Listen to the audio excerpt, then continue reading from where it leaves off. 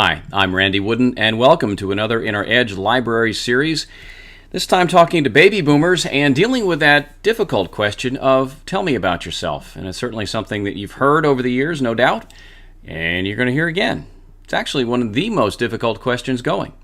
So let's talk about what that question really means, ways of handling it, and then in our second part to this segment, we'll go through a specific formula to develop an answer for that question. Again, everybody is different. They've had different backgrounds, but yet I think you can still plug that life experience into a structure to help get you in and out of that question.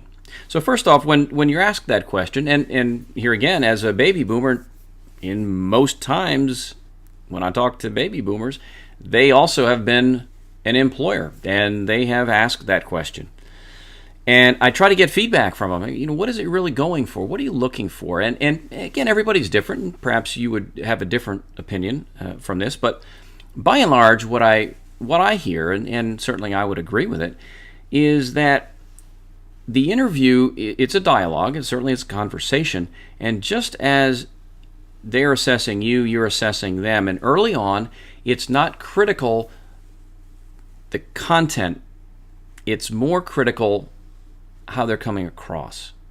Do they appear to be relaxed? We're forming an opinion on whether we like this person, whether we feel comfortable around them.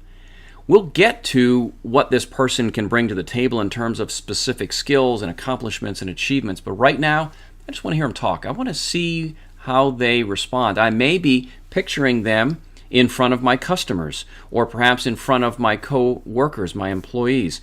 So there's more to it than just the words. It's how does it flow? Do they appear to be nervous? Are they rambling, fidgeting? Does their voice crack? Do they appear to be just antsy? People have hands all over the place, touching their face and all that sort of thing. So understand there's more to it than just the words. Other concerns that people have about this question: what do I talk about? Do I talk professional? Do I talk personal? I think most people know that it's probably professional. Once in a blue moon, somebody will want to know personal, and usually they'll ask you that. Oh, we'll get to the professional side. Just curious, what do you do for fun? What do you do for hobbies? That can be a bit of a dangerous question, especially for larger employers who work from a very structured interview setup. Sometimes smaller employers can freelance it and sort of wing it a little bit, and you may get that more so in smaller companies and large companies. But typically they're looking for, again, not so much what you say, but how you say it. They want you to talk typically professional, and also a concern among many is how detailed should I get?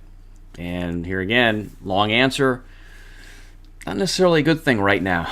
They want to get talking about the job, the company. They're sitting on a boatload of questions they want to ask you. And the longer you belabor that starting, then that's a problem. And so I would say get in, get out, end it with a question, and get the interview off and running. So that's a little bit about sort of the questions that people have. Here's something else too. Stop and think about it. The normal interview structure. You as the candidate, you sit down, we're seated, I'll say, tell me about yourself. And you'll give some sort of answer, and I'll say, well, great, thank you for sharing that. And then I'll get into talking about the company. I'll probably talk about the job content. Then I'll have a series of questions that I'll ask you. At that point, I'll allow for you to ask questions of me, and then we'll wrap things up and get on our way. That's how most interviews go, and it's really not in your best interest to have them go that way, you as the candidate. Here's why. How many times have you ever been in an interview and the employer did a pretty darn good job of answering your questions, and now you're stuck? You don't really have too many good questions left. That's a problem. Also, if you're doing nothing but taking questions, you're on the receiving end, that's tough.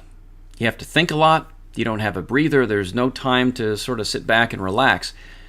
So I would encourage you to have a back and forth of questioning, and especially for baby boomers. I could see a young professional, somebody right out of college, they may feel intimidated. They may just feel yes sir, no sir, speak when spoken to, that sort of mentality that many of us had growing up.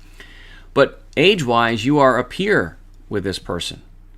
So there ought to be a little bit more balance and a back and forth of asking questions as opposed to sitting there and simply answering a series of questions.